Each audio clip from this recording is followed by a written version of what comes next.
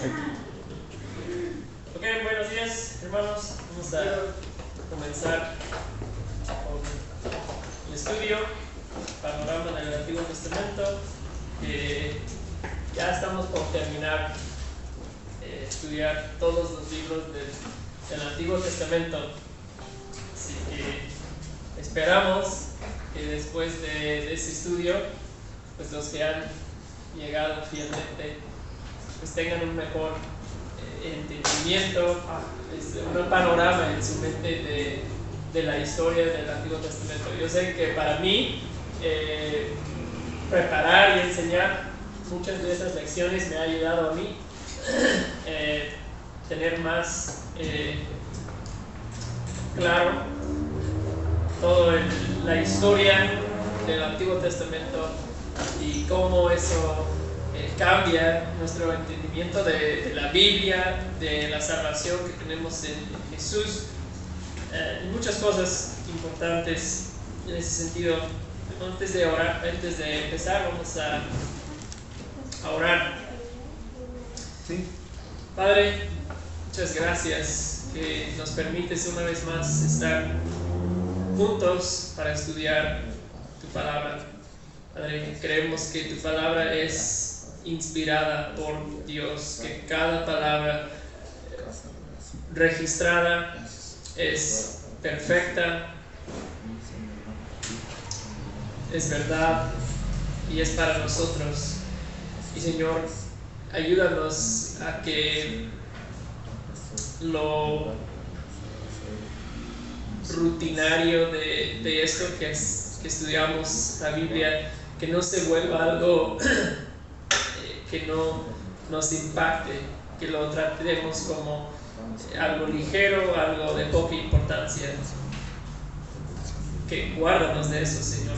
Ayúdanos a saber que cada vez que abrimos este libro, tú nos estás hablando, tú nos estás enseñando. El Dios que nos creó, el Dios que nos da vida y aliento en este momento, nos está hablando.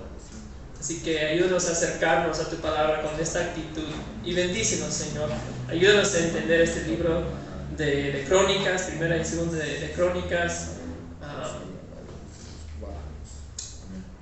para que vayamos, Señor, entendiendo más de ti, de tu plan de redención y el Dios que tú eres.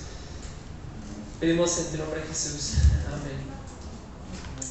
Bien, si alguien no tiene manual, tengo unas hojas de la lección, de los puntos principales ahí, que si no tengan, puede agarrarte una hoja. Si alguien más llega, podemos repartirles también, si es que hay. Todavía solo hice como 5. Ok, entonces estamos en Crónicas. Entonces, vayan buscando primera de Crónicas en tu Biblia, y cuando lo encuentres, quiero que alguien me diga dónde está ese libro en tu Biblia. O sea, ¿qué libro viene antes de primera de Crónicas? Reyes. Bien. Entonces, Crónicas en nuestras Biblias es después del libro de primera y segunda de Reyes. Y tal vez te sorprenda que primera y segunda de Crónicas, estando antes de Salmos, antes de todos los profetas, antes de buena parte del Antiguo Testamento, que Crónicas es de los últimos libros en ser escritos del Antiguo Testamento, de los últimos. Vamos a estudiar Esdras y Nehemías en las siguientes semanas, y probablemente se escribió por el mismo tiempo de esos libros. Entonces, es de los últimos 2 o 3 libros en el Antiguo Testamento en ser escrito. Y de hecho, en la orden de la Biblia hebrea, primera y segunda de Crónicas es el último libro del Antiguo Testamento. Viene al final. Entonces, como viene después de primera y segunda de Reyes en nuestra Biblia, a veces no nos damos cuenta de cuándo se escribió y a quién se escribió, porque pensamos que viene mucho antes, pero es al final de la historia del Antiguo Testamento. Y pues lo tenemos como primera y segunda. Originalmente fue un solo libro, igual que primera y segunda de Samuel, primera y segunda de Reyes, un solo libro.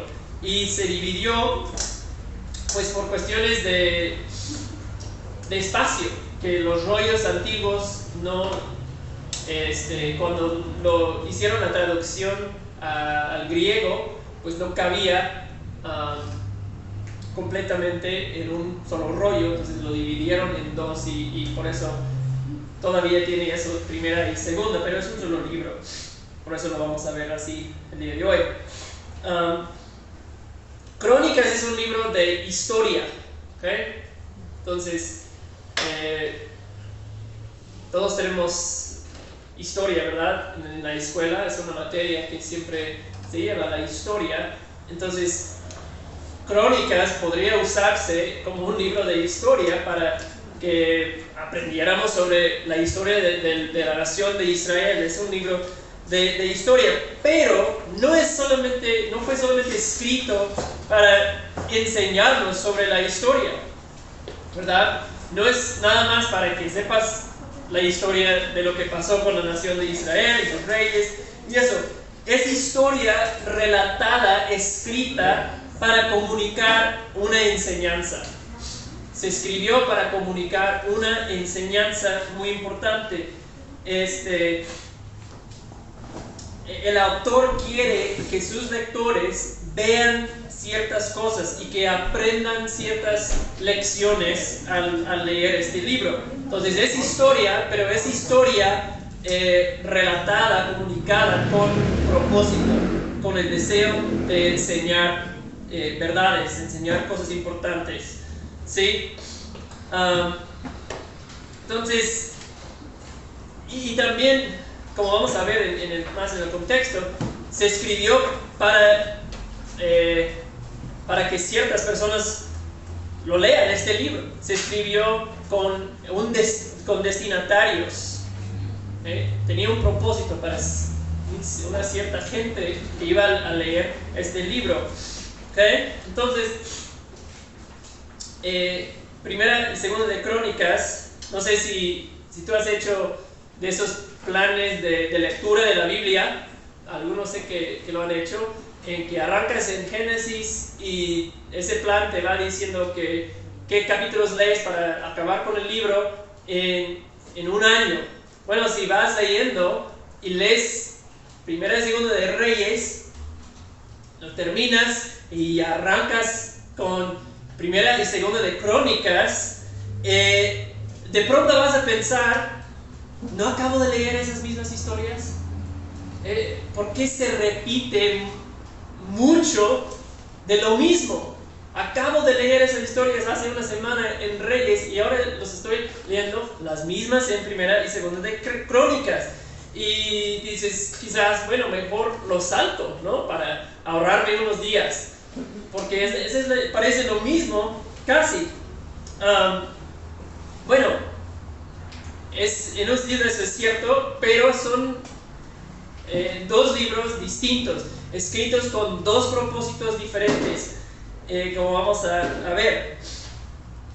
Entonces, a pesar de compartir muchas cosas en común, hay bastantes diferencias si lo lees cuidadosamente.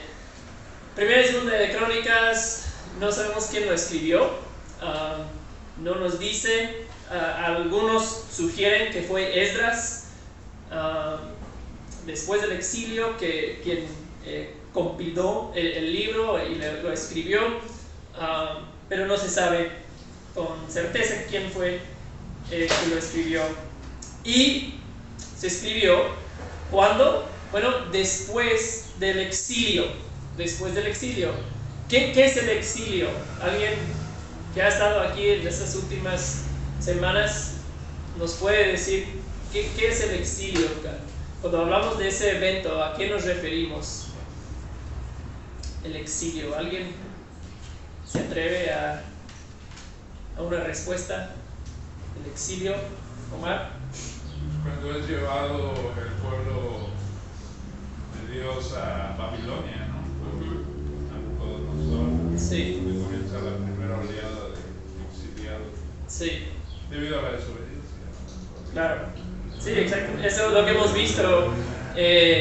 Estudiamos Lamentaciones, que es un lamento probablemente de Jeremías, de ver la destrucción de su país y que mucha gente ha sido llevado al exilio en Babilonia.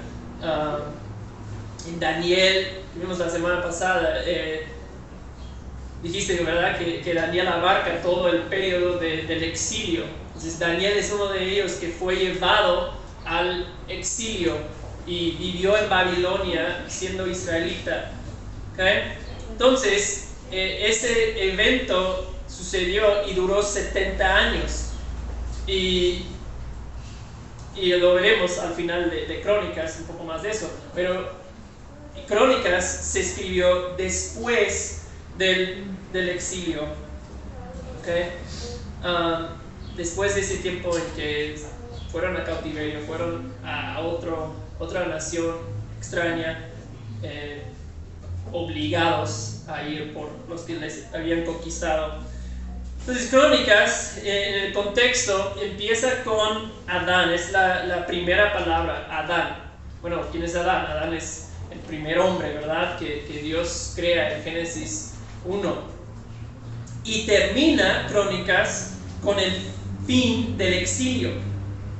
Entonces, prácticamente lo que se trata en Crónicas abarca todo el Antiguo Testamento. Empieza con Adán, termina con el fin del exilio. Entonces, es un libro muy amplio en ese sentido. Abarca todo el Antiguo Testamento. Pero hay un dato que nos dice, como ya mencioné, de cuándo se escribió. Si ves 1 Crónicas 9, versículos 1 y 2, dice, y en la traducción que tú tienes no es muy obvio, pero dice 9, 1 y 2, todo Israel fue inscrito por genealogías y están escritos en el libro de los reyes de Israel. Y Judá fue llevado al destierro o al exilio a Babilonia por su infidelidad. Los primeros que habitaron en sus posesiones, ¿okay?, noten esto, los primeros que habitaron en sus posesiones y en sus ciudades fueron Israel, los sacerdotes, los levitas, los sirvientes del templo. Entonces, a lo que se refiere 2, versículo 2, es que los primeros que habitaron nuevamente en sus ciudades, nuevamente en sus tierras, fueron esa gente, los levitas, sirvientes del templo. Otras versiones lo ponen así, los primeros en regresar a sus propiedades y a sus antiguas ciudades. Entonces, cuando el autor escribe esto, ya ha empezado ese regreso del exilio. El exilio ha terminado y hay personas que están regresando de Babilonia a Israel, a la tierra prometida que Dios había prometido a su pueblo. Ya están regresando a vivir nuevamente ahí. Ese dato es clave para entender Crónicas, porque la historia del pueblo de Israel es una de esperanza, pero luego de tragedia, como hemos visto.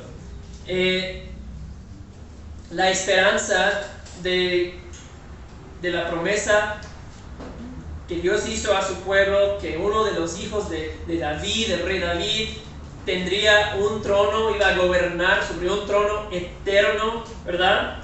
Entonces eso daba esperanza. Si nuestro rey ha sido prometido un trono eterno, seguramente eso nos da seguridad como nación. Nada nos puede pasar, porque Dios nos ha prometido un trono eterno.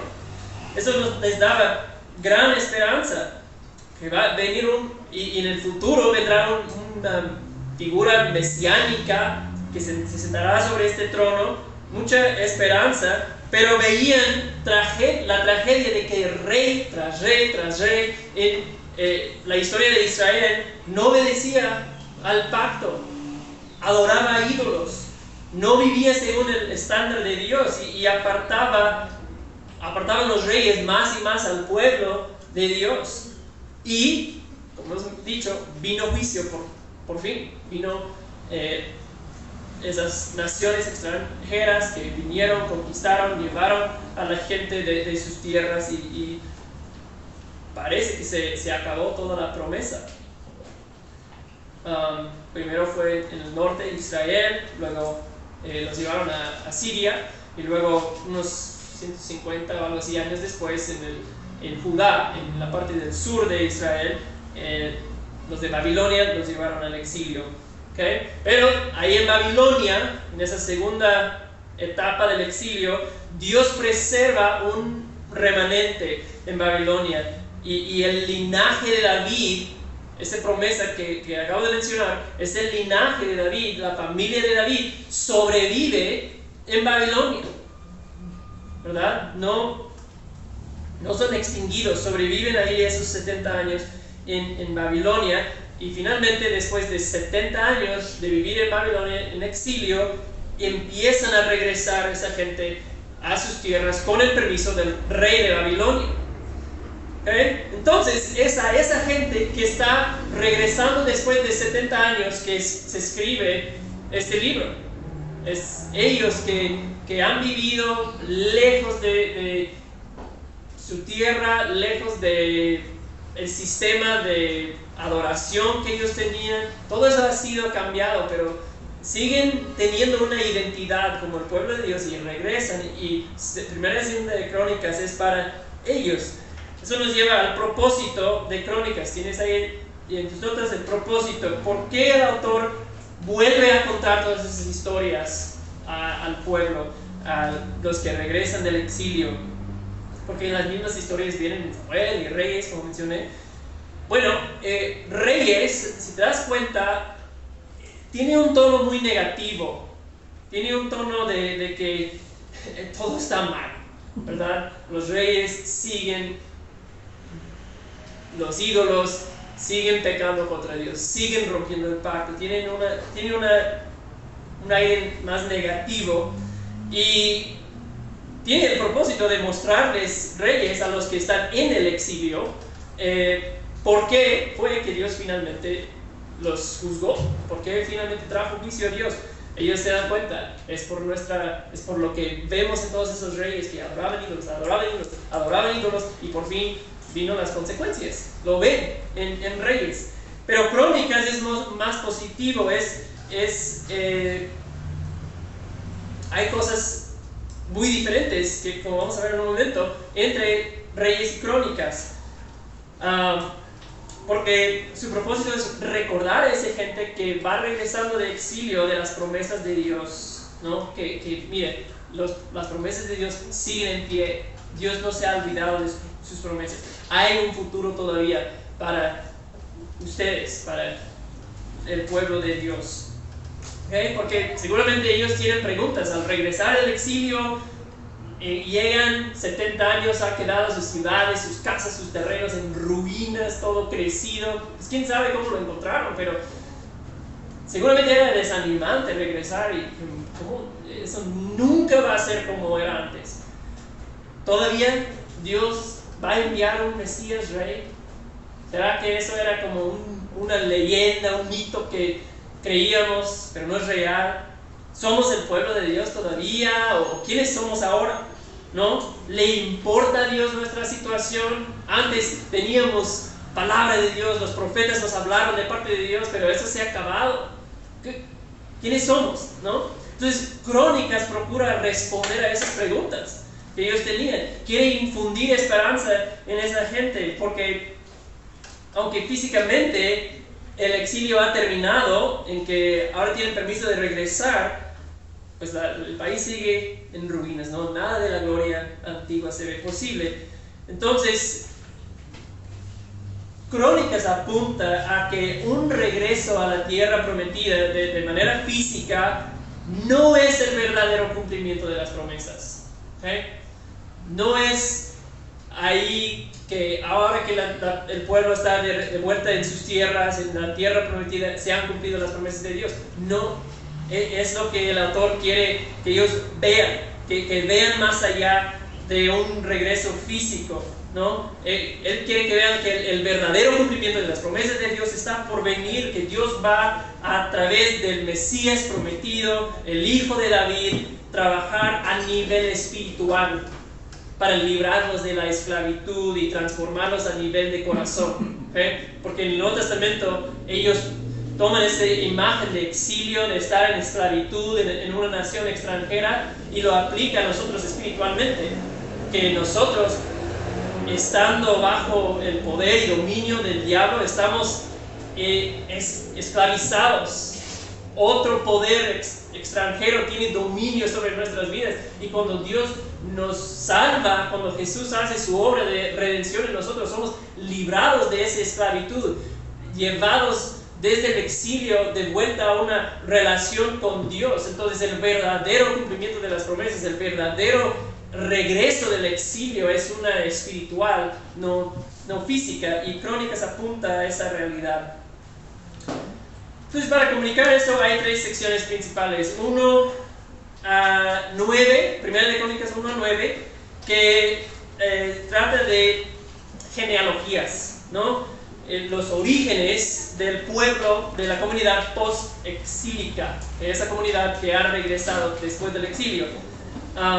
Y una de las primeras cosas que vemos ahí es un enfoque en el linaje de la promesa. Lo ves ahí en sus notas, enfoque en el linaje de la promesa, de Adán a ellos. Entonces el autor empieza en Adán y va registrando la genealogía de Adán hacia ellos para recordarles su identidad, quiénes son, ¿no? Entonces 1 y 9 son capítulos de nombres, generaciones, engendros, y a veces te hace dormir esos capítulos y tienes la tentación de saltarlo. Pero para ellos era muy importante ver que no seguimos conectados a la promesa, seguimos nosotros conectados a Abraham, ¿no? Les demuestra al pueblo que igual que sus padres famosos, David, Abraham, toda esa gente, nosotros seguimos siendo el pueblo de Dios, y esas genealogías les demuestran que somos de la misma familia, somos el pueblo de Dios todavía, no se ha perdido el linaje, ¿no? Esas genealogías sirven con ese propósito. Se destaca también la simiente de la mujer, ¿verdad? Recuerden Génesis 3, Dios promete que una persona, un simiente, un descendiente de la mujer que vendrá a aplastar la cabeza de la serpiente. Se destaca ese linaje que nos va a llevar eventualmente a Jesús, al descendiente de la mujer.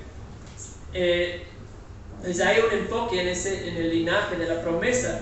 Por ejemplo, en esas genealogías ves que Noé tuvo 3 hijos, ¿no? Pero el autor da atención especial a Sem. ¿Por qué a Sem? Bueno, porque de Sem viene Abraham, viene el linaje de la promesa. Entonces el autor quiere dar atención especial para destacar algo y para que ellos entiendan, veo que Dios sigue, que la promesa sigue en pie, el linaje sigue intacta. Y hay un enfoque en Judá también, un enfoque en Judá. Capítulo 2, Primera de Crónicas, capítulo 2, si lo ves, versículo 1 dice: estos son los hijos de Israel: Rubén, Simeón, Leví, Judá, Isaacar, Zabulón, Dan, José, Benjamín, Neftalí, Gad, Aser.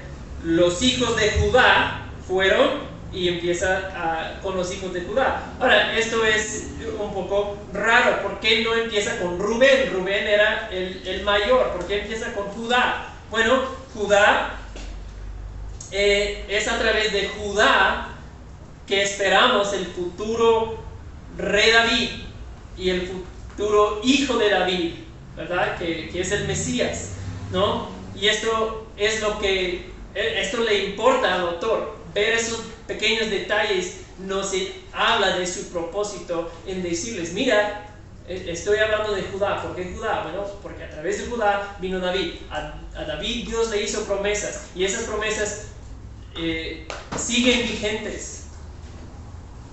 3:19 menciona Zorobabel. Zorobabel, quien es descendiente de David, que después del exilio ellos regresan a Jerusalén, empiezan a habitar en Jerusalén nuevamente. Zorobabel es el primer gobernador de la ciudad de Jerusalén después del exilio. Bueno, Zorobabel, nombres raros, es en el linaje de David. Entonces eso es un indicio de que alguien en el linaje de David está en el poder. Eso nos indica que el promesa sigue operando. ¿Okay? Un enfoque en Judá.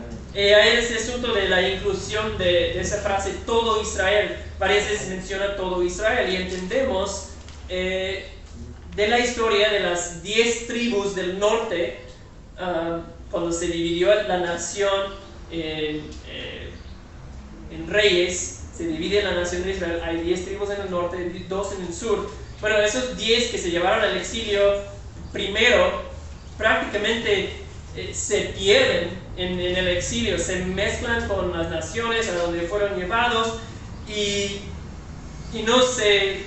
no mantienen su identidad de la misma manera que los que fueron llevados al exilio en Babilonia. Entonces, al decir todo Israel, parece que quiere hacerles entender que su identidad como pueblo de Dios no se encuentra en los 2 tribus de Israel, en ser una nación de 2 tribus que venía de 2 hermanos, sino que ser parte del pueblo de Dios es que tú sigues formando parte del pueblo a quien Dios hizo las promesas.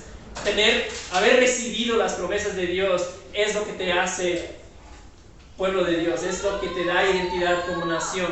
Entonces, aunque la promesa no pertenece únicamente a Judá, Judá juega un rol especialmente importante en la promesa de Dios, porque de Judá viene el Mesías. Ahí hay una frase que dice: para interpretar una genealogía o cualquier otro texto de la Escritura siempre comienza con el punto principal del autor. Eso es muy importante.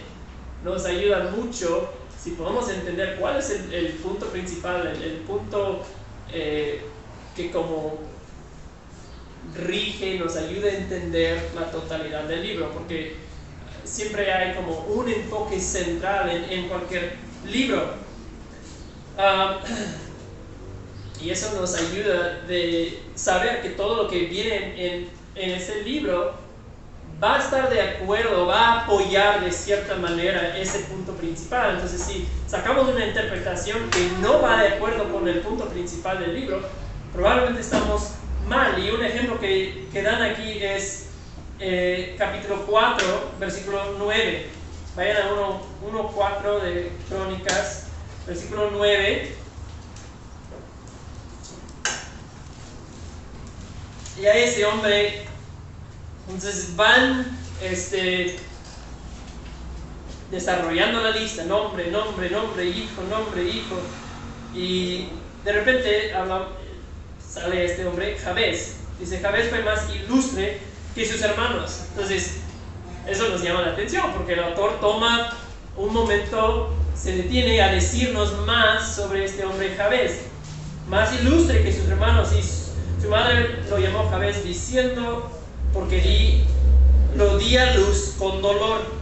10. Jabez invocó al Dios de Israel diciendo: oh, si en verdad me bendijeras, ensancharas mi territorio y tu mano estuviera conmigo y me guardaras del mal para que no me causara dolor. Y Dios me concedió lo que pidió. Entonces, esa famosa oración de Jabez, ¿cómo se dice? ¿Jabez? Jabez.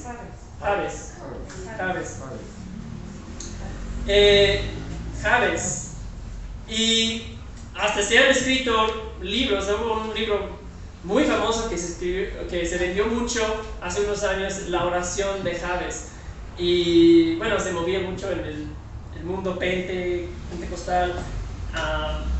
Yo recuerdo oír del libro y se ha dicho que, miren, ve lo que ora Jabez. Si tú oras la misma cosa, tú también recibirás la misma bendición. Dios va a ensanchar tu territorio y vas a recibir un montón de bendiciones. Bueno, debemos tener cuidado con tomar el Antiguo Testamento, algo del Antiguo Testamento, y aplicarlo directamente a nosotros. Tenemos que entender que hay diferencias entre cómo Dios trabajaba y se relacionaba con las personas en aquel tiempo y cómo Dios trabaja con nosotros, su iglesia. Hoy es bajo un pacto, un acuerdo diferente, no es lo mismo. Entonces, también la intención del autor en mencionar eso de Jabes va con el punto principal que quiere hacer el autor: mostrarle al pueblo que todavía están conectados a Dios. Dios todavía escucha sus oraciones, que el linaje de David sigue vivo y por lo tanto hay esperanza en el Mesías futuro.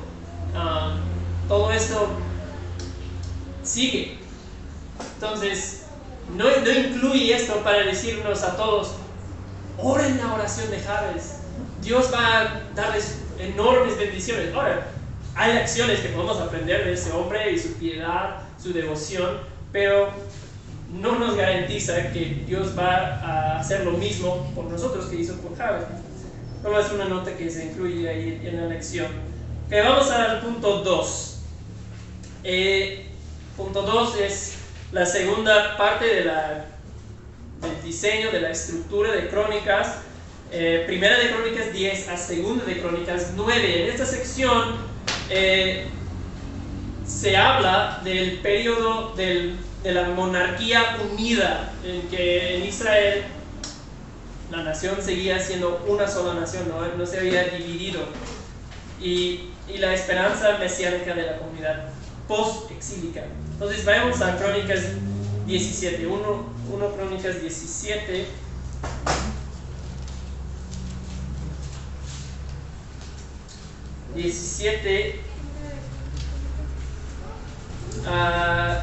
Aquí se nos recuerda de la promesa que Dios hizo al rey David.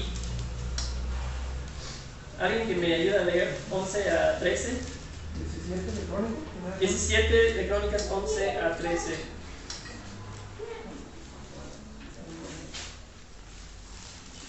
Sucederá que cuando se cumplan tus días para que vayas a estar con tus padres, levantaré a uno de tus descendientes después de ti, que será de tus hijos, y estableceré su reino.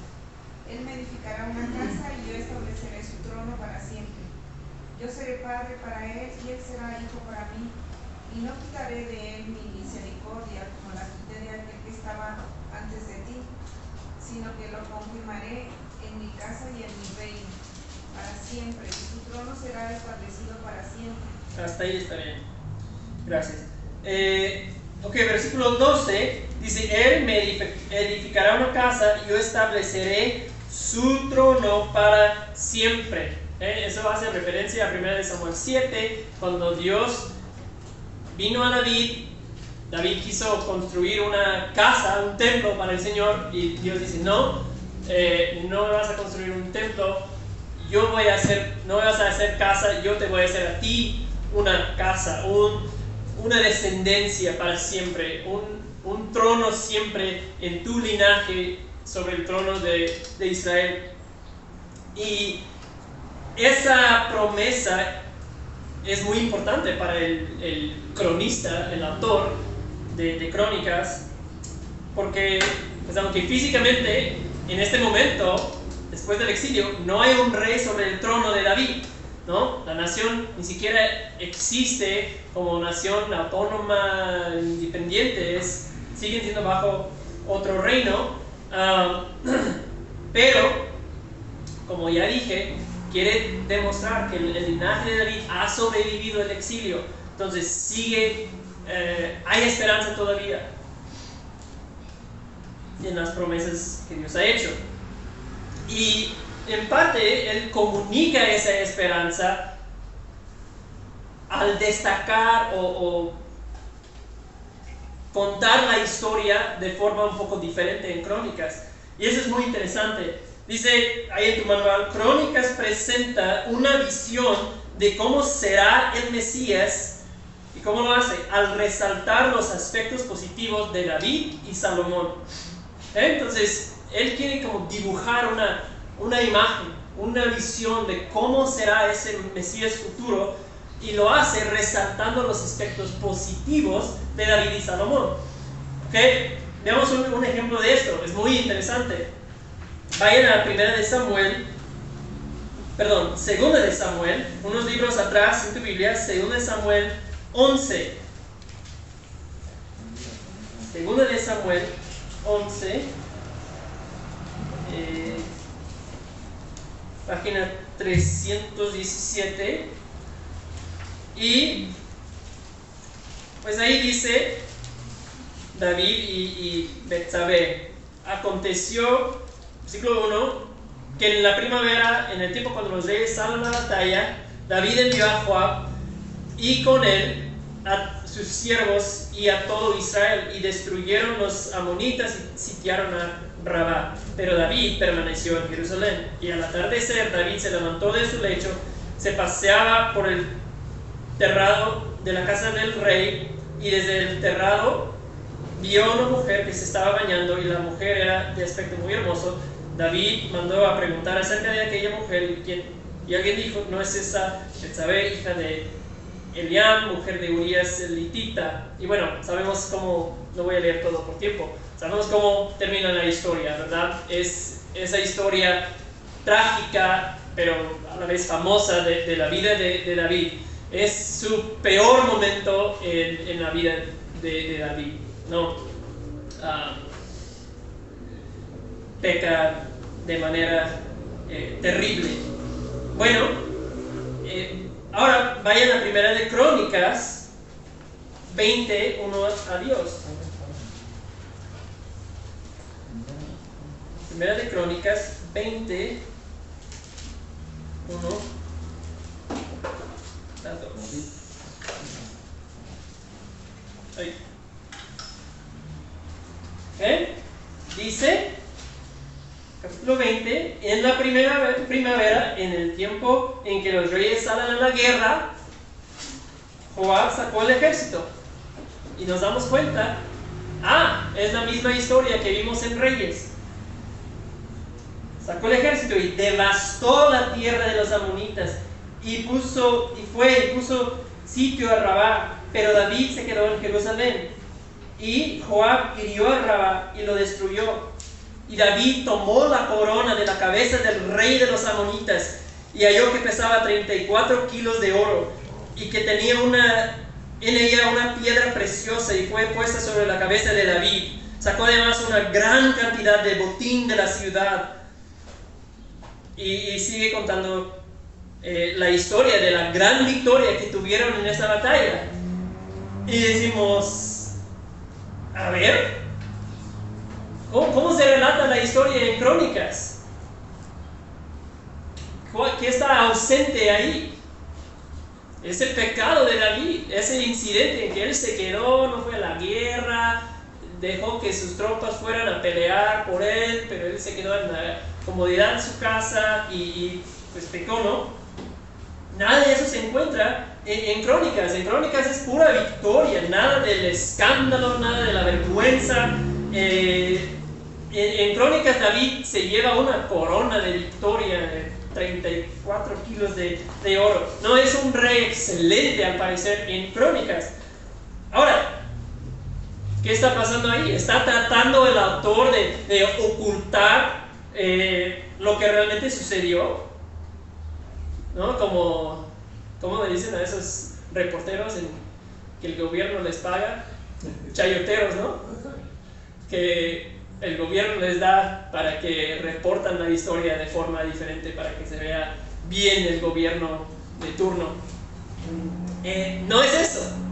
El autor de Crónicas sabe muy bien que la historia, el pecado de David, todo eso es registrada en Samuel, precisamente para que no se olvide la historia. No es para ocultar, pero habla de David de esta forma muy positiva, para dibujar una imagen del Mesías, rey, que el pueblo tenía que esperar, un rey victorioso, que derrota a sus enemigos. Entonces apunta esas diferencias al futuro Mesías prometido. Con Salomón también pasa. Recordamos que él empezó muy bien, ¿verdad? Salomón empieza súper bien, humilde, orando a Dios, pidiéndole sabiduría, pero como su padre David, tuvo pues un problema con las mujeres también, aunque no de la misma manera, pero Salomón toma un montón de esposas, cientos y cientos de esposas y concubinas, y ellas tenían otros dioses, eran de los países alrededor. Salomón los tomaba, y esas esposas con sus ídolos terminaron llevando su corazón lejos de Dios, a adorar a otros dioses, a adorar a ídolos. Distanciaron esas mujeres su corazón de Dios. Pero en Crónicas no se menciona nada de eso, que Salomón terminó medio mal, ¿no? Entonces el autor quiere que veamos la posibilidad de un rey que gobierna en justicia, un rey guerrero que lleva a su pueblo a la victoria, y un rey en Jesús que llevará a su pueblo a la victoria sobre el pecado y la muerte. Un rey pastor, David era un pastor, ¿verdad? Un rey que pastorea los corazones y nos lleva a adorar a Dios. Salomón, ¿verdad? Tenía toda la riqueza del mundo, era un rey sumamente próspero. Pasa capítulos diciendo cuántos animales, caballos, muchísima riqueza. Bueno, Jesús es el rey que es dueño de todo tesoro. Él es el rey de todo esplendor. Entonces David y Salomón en sus aspectos positivos prefiguran, nos dan una sombra que prefigura el rey futuro perfecto. Ese es el propósito de Crónicas. Número 2, en este punto, en Crónicas los relatos de David y Salomón giran en torno al templo de Dios, hacen un énfasis en el templo. Bueno, hay Reyes 5:7 y Crónicas 2:12. Hay una diferencia entre dos relata la misma historia, pero hay una diferencia importante. No vamos a tomar el tiempo de buscar esas citas, pero Hiram, que era como el maestro de obras, en Reyes habla de que Dios ha dado al rey sabiduría para gobernar, pero en Crónicas él dice que Dios ha dado al rey sabiduría para edificar el templo. Quiere resaltar la importancia del templo. Y si lo lees, muchas veces menciona asuntos relacionados con el templo en Crónicas. Ahora, ¿por qué el enfoque en el templo? ¿Por qué es importante esa onda del templo? Bueno, ¿qué pasa en el templo? El templo es donde va el pueblo. Ellos iban a hacer sacrificios, ¿verdad?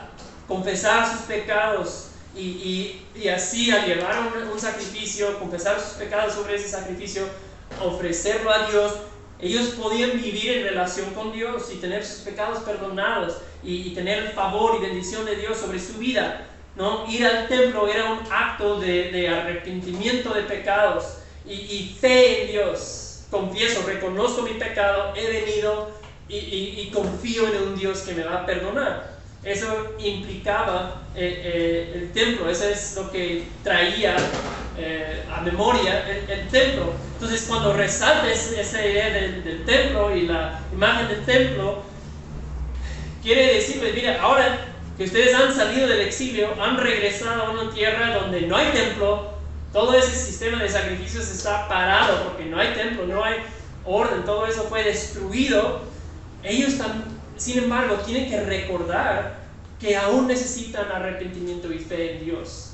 Aún en esa condición que no hay templo, ellos pueden vivir en relación con Dios.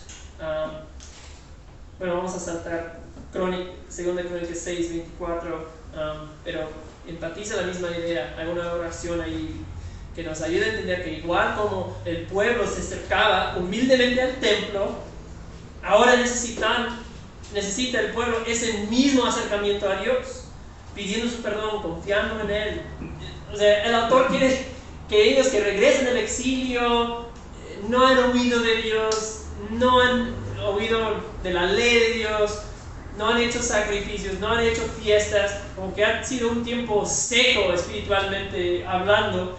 Él quiere que ellos entiendan que Dios no ha cambiado, Dios sigue dispuesto a perdonarlos, Dios sigue dispuesto a escucharlos. Es lo que vemos en esta cita de 2 de Crónicas 6. Ok, punto 3, rápidamente, última sección del libro de 10 a 36. 2 de Crónicas 10 a 36 habla de los reyes de Judá. ¿Okay? Ya se ha llevado al exilio el reino del norte, Israel, solo queda Judá en el sur y sus reyes, y menciona los ejemplos de rebelión y arrepentimiento para la comunidad post-exílica. Entonces, esta parte del libro, el resto del libro, nuevamente registra esa historia de los reyes de Judá y muestra el descenso hacia el pecado y la división en el reino, lo cual culmina en exilio, ¿no? Cosa que ellos que están leyendo Crónicas, ellos habían experimentado precisamente, les ha tocado vivir el exilio, ser conquistado y llevado, o por lo menos eran hijos quienes sus padres habían vivido el exilio y sabían muy bien, ellos habían contado, todo cambió en nuestra vida cuando fuimos llevados al exilio. Entonces la clave para entender esta sección es 2 de Crónicas 7, 11, vayan ahí. 2 de Crónicas 7, 11 a 15, dice, a lo mejor van a reconocer esta parte de Crónicas. Dice: así acabó Salomón la casa del Señor y palacio del rey, y llevó a cabo todo lo que había propuesto hacer en la casa del Señor y en su palacio. Y el Señor se apareció a Salomón en la noche y le dijo, que dice Dios: he oído tu oración y he escogido para mí este lugar como casa de sacrificio. Si cierro los cielos para que no haya lluvia, o si mando la langosta para devorar la tierra, o si envío la pestilencia entre mi pueblo, ¿por qué Dios haría eso? Bueno, debido a si hay pecado, si están apartando de los caminos de Dios. Versículo, ¿dónde quedaba? 14. Y se humilla mi pueblo sobre el cual es invocado mi nombre, y oran, buscan mi rostro y se vuelven de sus malos caminos. Entonces yo oiré desde los cielos y perdonaré su pecado y sanaré su tierra. Ahora mis ojos están abiertos y mis oídos atentos a la oración que se haga en este lugar. ¿Okay? Entonces, esa como afirmación famosa de 2 de Crónicas, después de dedicar el templo, pues es un pasaje que se ha citado mucho. Lo interesante es que en Reyes, el registro de esa nación, el registro de esta oración, destaca que la razón por exilio, la razón por que vendría juicio, sería debido a falta de cumplimiento del pacto. Desobediencia al pacto va a traer juicio, pero en Crónicas es más un asunto de arrepentimiento de corazón. Pide perdón de mí, dice Dios. Yo estoy dispuesto a escuchar tus oraciones y perdonar tus pecados. Entonces hay como una diferencia de énfasis, que hay un enfoque aquí en arrepentimiento y perdón, ¿no? Si empiezan a experimentar afectos adversos de sus pecados, se acaba la lluvia, vienen plagas, vienen chapulines comiendo sus cosechas, si en este momento vuelven a mí, arrepientan de sus pecados, buscan mi rostro, anden nuevamente en mis caminos, yo voy a huir de los cielos y sanar la tierra. Entonces todos los reyes que se mencionan en esta última parte de Crónicas, se les califica según este principio, cómo respondieron de corazón a Dios. No tanto en qué bueno hicieron en obedecer al pacto y la ley, pero cómo era su corazón hacia Dios. Eso es como se les califica. Son reyes que arrepienten de sus pecados, vuelven a Dios, o son reyes que sirven ídolos y persisten en su pecado y orgullo, ¿no? Entonces, Él quiere llamarles o destacarles un principio de podemos llamar retribución o recompensa inmediata, como se menciona en tu manual. Ahora también menciona ese peligro de interpretar mal 2 de Crónicas 7:14, que es un texto que muchos han tomado, pero como usa este lenguaje de sanar la nación, entonces se ha dicho que no, si todos nos humillamos y nos ponemos a orar, entonces Dios va a sanar. Es que México está muy mal y mire cómo estamos, y si tan solo todos nos humilláramos delante de Dios, si tan solo todos oráramos a Dios, entonces Dios sanaría a México y todo estaría bien. Bueno, debemos de tener cuidado con eso también, porque Dios hizo esa promesa a Israel, no a cualquier nación de la tierra. No es una promesa de que Dios va a sanar a cualquier tierra si hay un nivel suficiente de arrepentimiento ahí, ¿no? Si logramos 25% de la población arrepentido y humillado, entonces Dios va a sanar. No, Dios no ha hecho ninguna promesa de sanar las naciones o la tierra de una nación en particular hoy, ¿no? Dios no opera en base a promesas que ha hecho a una nación en particular, ¿no? Dios está salvando a un pueblo de todas las naciones. Pero sí es un patrón, ¿no? Es un principio bíblico, ¿verdad? Que si volvemos a Dios, si andamos en sus caminos, por supuesto hay bendición en eso. Vamos a recibir personalmente bendición en humillarnos delante de Dios y buscar su rostro. Y si no, pues tarde o temprano también habrá maldición y desastre.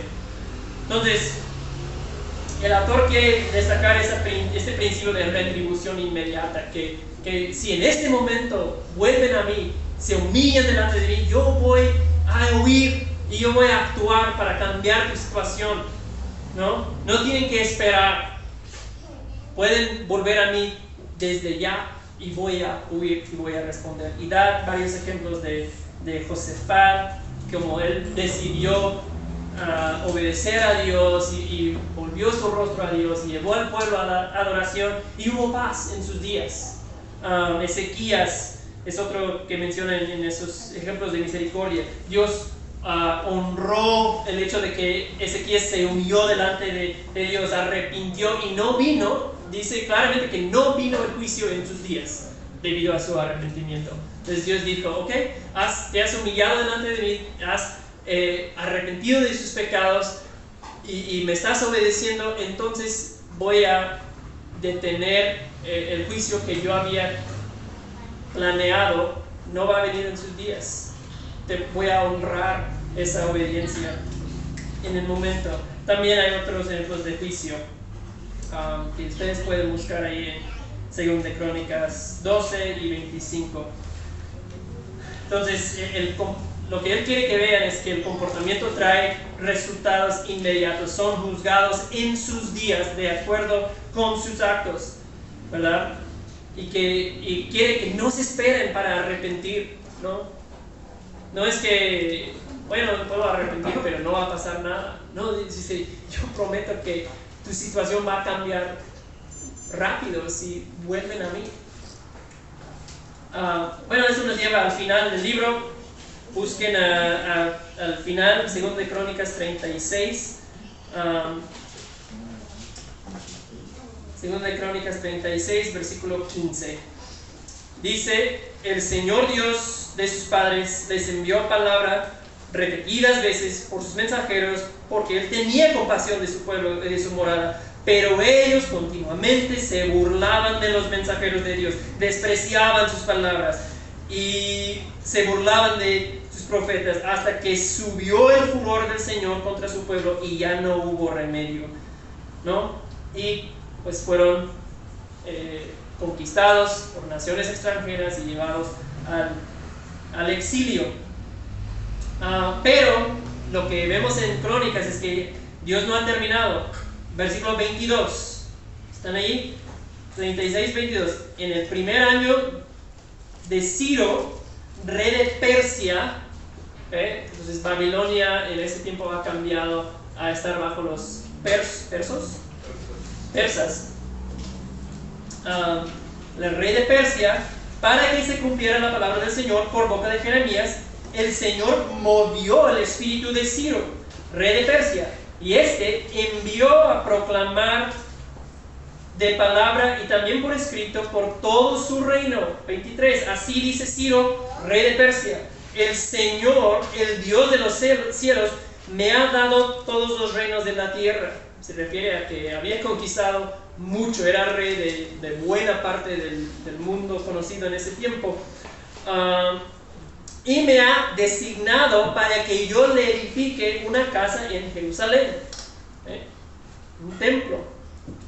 ¿Quién entre ustedes sea de su pueblo, suba allá, regresa allá, y el Señor su Dios sea con él? Entonces, hay esperanza, porque Dios mueve al corazón de este rey pagano para que mande a esa gente, los de Judá, el pueblo de Dios, para que los mande de regreso a su tierra, y hasta dice: yo voy a pagar para que se reconstruya el templo. Es algo impresionante, y era, pues, para ellos seguramente les llamó la atención. Wow, Dios movió el corazón del rey que ni honra a Dios, ni conoce a Dios, ni conoce su ley, para edificar un templo. Entonces eso era motivo de gran esperanza. Después de la dolorosa experiencia del exilio, hay esperanza. Vemos que la simiente de David aún vive. La promesa de un rey eterno no se ha acabado, sigue en pie la esperanza de ese rey eterno. Entonces, como dice el manual, que lo tienen ahí, dice: al final de Crónicas no es un signo de interrogación acerca del futuro del pueblo. No es como que fueron al exilio, se acabó todo y quién sabe qué va a pasar ahora. No. Crónicas, dice, es una flecha gigante que apunta al Rey de Reyes, el que sana la tierra del pueblo de Dios en el sentido más absoluto. Entonces, Crónicas nos apunta a Jesús, nos apunta a un Salvador que de una vez por todas va a sacar a su pueblo del exilio y esclavitud del pecado y llevarlos a la tierra prometida, a una relación con Él. Bien, entonces los puntos de aplicación, pues ya no vamos a desarrollar mucho ahí porque se nos ha acabado el tiempo, pero dice que nos apunta a Jesús, ya vimos esto, aprender acerca de vivir en ya y todavía no. Pues la idea ahí es que en ese tiempo de los exiliados regresando a su tierra, ellos vivían en una condición en que veían todo alrededor y dijeron: pues, no sé si Dios está obrando a nuestro favor. O sea, sí regresamos, pero siguen los problemas. Vamos a ver en Esdras y Nehemías que no todo estuvo muy feliz y fácil ahí. Entonces, ellos tenían la promesa, pero vivían en un tiempo difícil. Y es lo mismo para nosotros, ¿verdad? Dios ha venido, nos ha salvado, ha inaugurado su reino, ha establecido su reino en nuestros corazones, nos está transformando, pero también hay promesas que Dios ha hecho que no se han cumplido todavía. Y en la dificultad de la hora podemos perder la esperanza, pero Crónicas lo que hace es voltea los ojos de la gente a volver a la historia de cómo Dios ha obrado, cómo Dios ha cumplido sus promesas, cómo Dios ha mantenido el linaje de la esperanza viva, y en eso hay esperanza. Entonces podemos hacer lo mismo, y en ese asunto de la retribución inmediata o recompensa inmediata, pues en esos tiempos ellos pecaban y le caía maldición, caía sequías, se venían plagas y se llevaron las cosechas. Pero a nosotros, con nosotros Dios no opera con nosotros de esta forma, ¿verdad? En Jesús Él ha tomado, absorbió toda la maldición, todo el juicio que nosotros merecemos, para que no caiga sobre nosotros, ¿verdad? Claro, si sembramos para el pecado, para la carne, vamos a cosechar para la carne, pero Dios opera en base a gracia con nosotros y no es una retribución inmediata, es paciente y espera con nosotros. Bien, ese es Crónicas. Muchas gracias, Dios les bendiga, hermanos.